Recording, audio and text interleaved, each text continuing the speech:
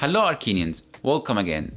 In the first lesson we explained the short vowels of Arabic, and we mentioned that short vowels basically originates from long vowels.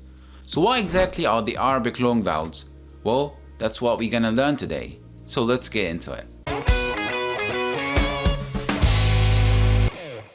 Alright, so long vowels are basically combinations of short vowels or harakat, fatha, dhamma, kasra, and 3 letters of the Arabic alphabet.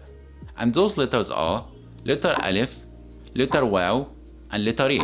We have already explained those letters in details in previous lessons, so I will leave the link in the description below so you can check them out. But anyway, long vowels basically double the sound of the short vowels and stretch them. So letter Alif gives us long or double A sound. Letter Waw gives us long or double O sound. And letter E gives us long or double E sound. So the sound of long vowels is similar to the sound of short vowels, except that they are stretched and much longer than short vowels. So in a way, we can say that long vowels are extensions of short vowels, and long vowels only come in combination with short vowels.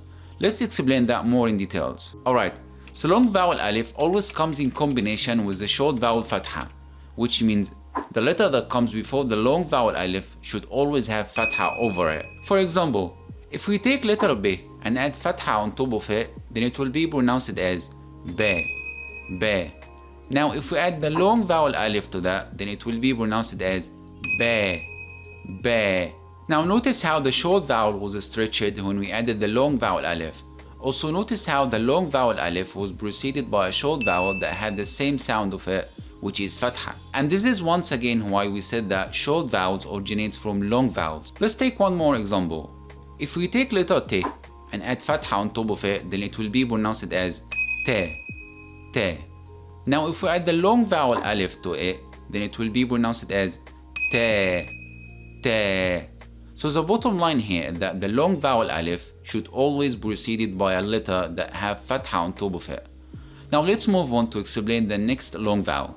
Alright, so the next long vowel is Waw, that always comes in combination with the short vowel Dhamma, which means all letters that comes before the long vowel Waw should always have Dhamma on top of them. Let's take an example here. If we take letter B and add Dhamma to it, then it will be pronounced as Boo, Boo.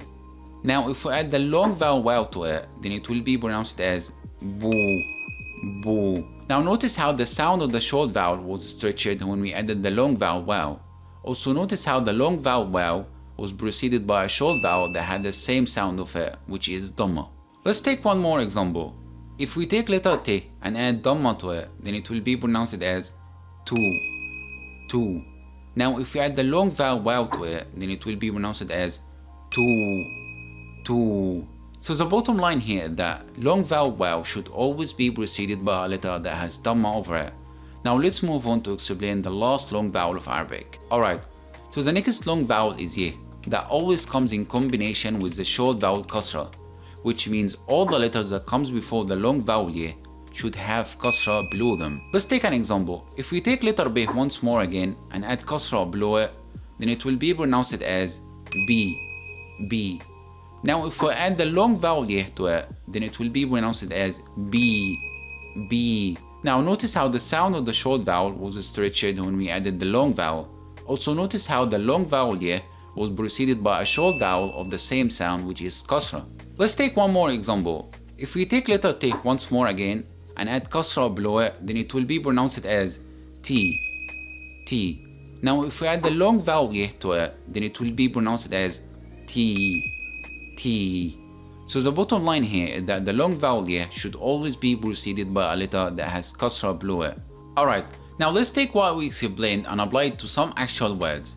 Let's take the word Kitab, Kitab, which means book in Arabic, the word Wurud, Wurud, which means flowers in Arabic, and the word Gamil, Gamil, which means beautiful in Arabic. In those 3 examples, you can find 3 Arabic long vowels, where in the word Kitab, Kitab, you can find the long vowel Alif that is preceded by letter T that has Fatha on top of it.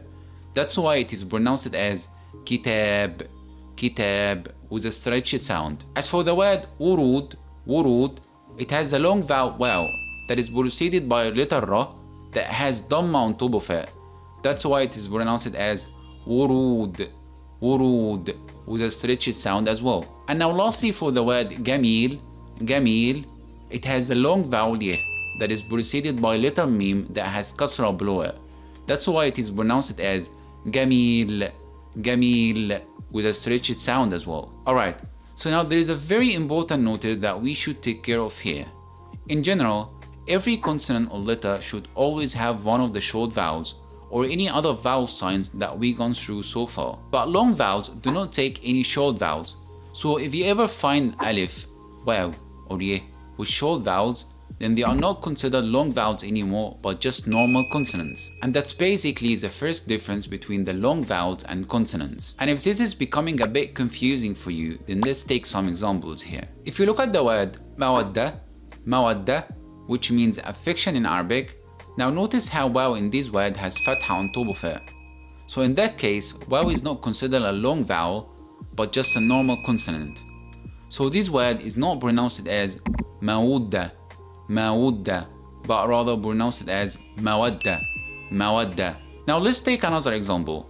If we look at the word bayan, bayan, which means statement in Arabic, now notice how yeh in this word has fatha on top of it. So in that case, yeh is also not considered a long vowel, but just a normal consonant. Now for the second difference between consonants and long vowels is that long vowels are only found in the middle or at the end of a word. You can never find a long vowel at the beginning of the word. And that's because, as we mentioned before, we said that in order for a long vowel to be considered a long vowel, it should be preceded by a letter that has a short vowel that has the same sound of the long vowel. Consonants, on the other hand, can be found in the beginning, in the middle, or at the end of a word. So if Alif, Waw, or Yeh came at the beginning of the word, then that means that they wouldn't be preceded by any letters. And in that case, they wouldn't be considered long vowels anymore, but just normal consonants that can have any of the short vowels either below them or on top of them. For example, the word wasim, wasim, which means handsome in Arabic. Now notice how in this word it starts with letter waw that has fatha on top of it, and also it is not preceded by any letters. In this case, waw is just considered a normal consonant and not a long vowel anymore. In the same manner, if we look at the word yamama, yamama, which means the bird dove in Arabic, and the word ibra, ibra, which means needle in Arabic. In the first example, it starts with letter yeh that has fatha on top of it, while the second example, it starts with letter alif that has kasra below it, and both of them weren't preceded by any letters. That's why in these cases they are considered normal consonants and not long vowels anymore. Alright, so the whole lesson can be summarized in 2 points. The first one is that long vowels must have their corresponding short vowels before them. As for the second point is that long vowels do not take any short vowels or harakat, and they should always come in the middle or at the end of a word, because if they come in the beginning or come with short vowels, then they will not be considered long vowels anymore but just normal consonants. Alright, this marks the end of our lesson today. I hope you found this lesson easy and helpful, and if you do, then consider subscribing, liking and sharing it with other people so they can benefit from it. And if you have any question regarding this lesson, then do not hesitate to ask them in the comment section below, and I will gladly answer them for you.